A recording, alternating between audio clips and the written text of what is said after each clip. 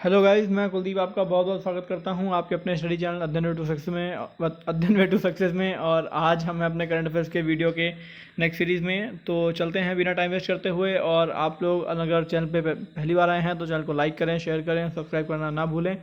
तो चलते हैं इसी के साथ पहले वीडियो में। और आप लोग अगर हमारे व्हाट्सएप स्टडी चैनल से जुड़ना चाहते हैं तो नीचे डिस्क्रिप्शन लिंक में आपको व्हाट्सएप का, टेलीग्राम का लिंक आपको मिल जाएगा, तो उससे आप जुड़ सकते हैं। और चलते हैं पहले क्वेश्चन पे कि भारतीय मौसम विज्ञान विभाग आईएमडी के अनुसार दक्षिण पश्चिम मानसून वर्ष किस अवधि में होता है? तो ये है जून से सितंबर। भारतीय मौसम विभाग यानी आईएमडी की हालिया घोषणा के अनुसार दक्षिणी पश्चिमी मानसून केरल तट पर समय पर पहुंच गया है। और दक्षिणी पश्चिमी मानसून आमतौर पर जून से सितंबर के अवधि में होता है। आईएमडी ने मानसून की शुरुआत की घोषणा की जब केरल के 14 मौसम स्टेशनों में से 60% लगातार 2 दिनों तक 2.5 मिलीमीटर अधिक बारिश दर्ज की गई।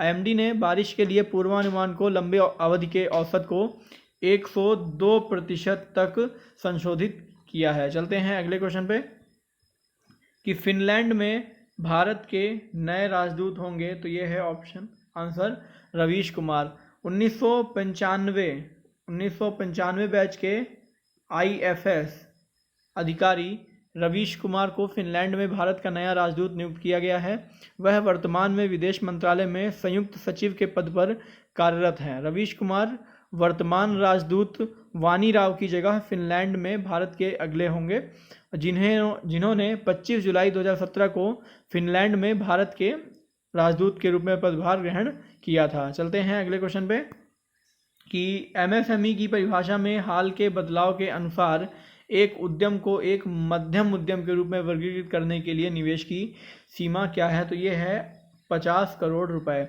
1 जून 2020 को केंद्रीय मंत्रिमंडल ने एमएसएमई की परिभाषा में किए गए बदलावों को मंजूरी दी है। वित्त मंत्री निर्मला सीतारमण ने एमएसएमई में किए जा रहे परिवर्तनों के बारे में घोषणा की थी जब उन्होंने आत्मनिर्भर भारत के अभियान को आवंटित आर्थिक पैकेज की घोषणा की थी। नई परिभाषा के अनुसार 1 करोड़ रुपए और 5 करोड़ रुपए 1 करोड़ रुपए और 5 करोड़ रुपए के निवेश वाले एमएसएमई को माइक्रो यूनिट के रूप में वर्गीकृत किया गया है। इसको किसमें किया गया है? माइक्रो यूनिट के रूप में वर्गीकृत किया गया है। और 10 करोड़ रुपए से 50 करोड़ रुपए तक के वार्षिक टर्नओवर वाले एमएसएमई को लघु इकाइयों के रूप में वर्गीकृत किया गया है। और 50 करोड़ रुपए के निवेश और 250 करोड़ रुपए तक का जो वार्षिक टर्नओवर वाली एमएसएमई को मध्यम इकाई के रूप में वर्गीकृत किया गया है। चलते हैं अगले क्वेश्चन पे कि हाल ही में रोजगार सेतु ऐप किस राज्य सरकार द्वारा लॉन्च किया गया है? तो ये है मध्य प्रदेश। मध्य प्रदेश की राज्य सरकार ने प्रवासी श्रमिकों के रोजगार के रूप में सहायता प्रदान करने के लिए 28 मई 2020 को रोजगार सेतु ऐप लॉन्च किया है। इस योजना के तहत राज्य की आबादी का पूरा सर्वेक्षण किया जाएगा और जो प्रवासी लौट आए हैं उन्हें काम उपलब्ध कराया जाएगा। मध्य प्रदेश राज्य पंचायती राज दिवस 2020 पर भारत के प्रधानमंत्री श्री नरेंद्र मोदी द्वारा शुरू की गई स्वामित्व योजना का भी शुभारंभ किया गया है। चलते हैं अगले क्वेश्चन पे कि हाल ही में आयकर रिटर्न यानी आईटीआर फॉर्म आकलन वर्ष 2020-21 के लिए अधिसूचित किया गया है। इसमें किस सीमा से अधिक नकद जमा पर जानकारी प्राप्त की जाएगी? तो ये है 1 करोड़।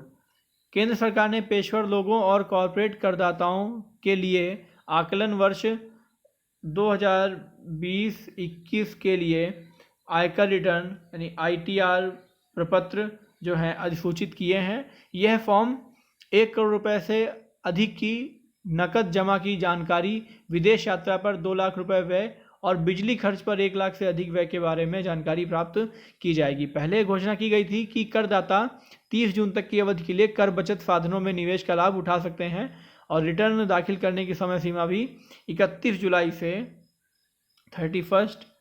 से 30 नवंबर तक बढ़ा दी गई थी। चलते हैं अगले क्वेश्चन पे कि प्रधानमंत्री कार्यालय के नवनियुक्त निदेशक का नाम बताएं। तो ये है मीरा मोहंती। सुश्री मीरा मोहंती को 1 मई 2000 21 या बाद के आदेशों तक पार्श्वपारी के आधार पर प्रधानमंत्री कार्यालय यानी पीएमओ ऑफिस के निदेशक के रूप में नियुक्त किया गया है।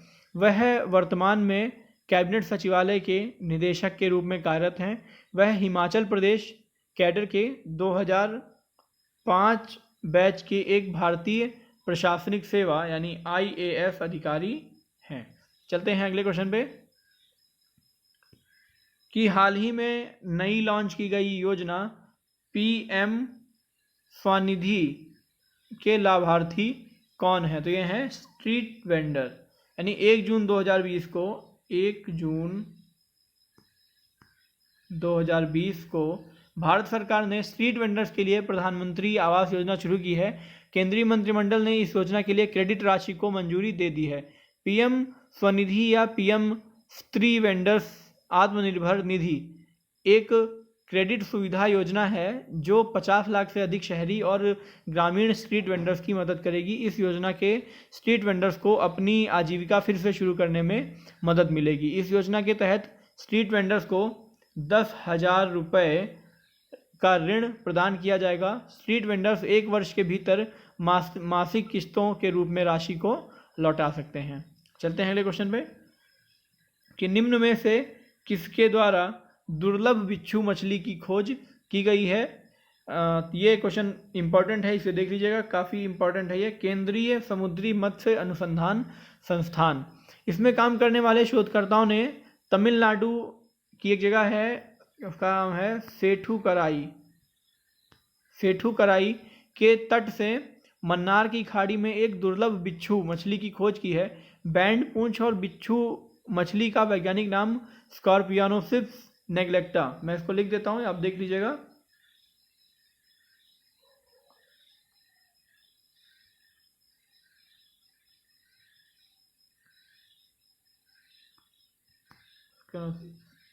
नेग्लेक्टा।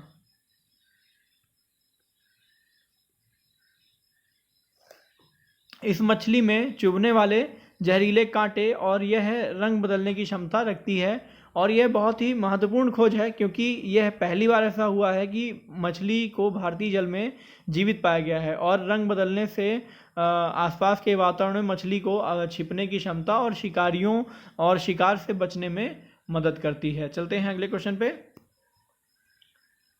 कि भारतीय प्रधानमंत्री द्वारा MSME के लिए शुरू किए गए प्रौद्योगिकी आधारित मंच का नाम क्या है? तो ये है उत्तर चैंपियन। 1 जून 2020 को प्रधानमंत्री नरेंद्र मोदी ने चैंपियंस, इंग्लिश में इसे देखें CHAMPIONS, चैंपियंस नामक प्रौद्योगिकी प्लेटफॉर्म शुरू किया है। अब चैंपियंस का पूरा नाम अगर देखें तो C से है create and harmonious application of modern processes for increasing the output and national strength है और इस पोर्टल का उद्देश्य छोटी इकाइयों को प्रोत्साहित करना, उनकी शिकायतों को हल करना और उनकी मदद करना है। यह MSME क्षेत्र की सभी संस्थाओं के वन स्टॉप शॉप समाधान के रूप में कार्य करेगा। चलते हैं अगले और लास्ट क्वेश्चन पे कि किस देश में 9वीं शताब्दी के बलुआ पत्थर शिवलिंग की खोज की गई है? तो ये है आंसर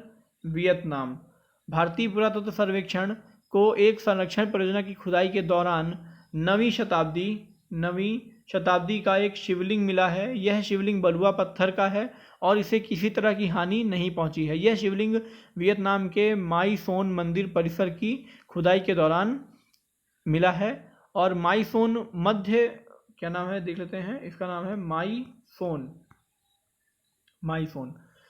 मध्य वियतनाम में क्वांग नाम प्रांत में एक परित्यक्त और आंशिक रूप से ध्वस्त हिंदू मंदिरों का एक समूह है और एक शिवलिंग हिंदू देवता शिव का प्रतिनिधित्व करता है। तो इसी के साथ गाइस आज का वीडियो समाप्त होता है और अगर आप लोग को इस वीडियो का PDF चाहिए तो आपको PDF डिस्क्रिप्शन लिंक में मिल जाएगा और इसी के साथ चलते हैं, मिलते हैं अगले वीडियो में। Thank you guys.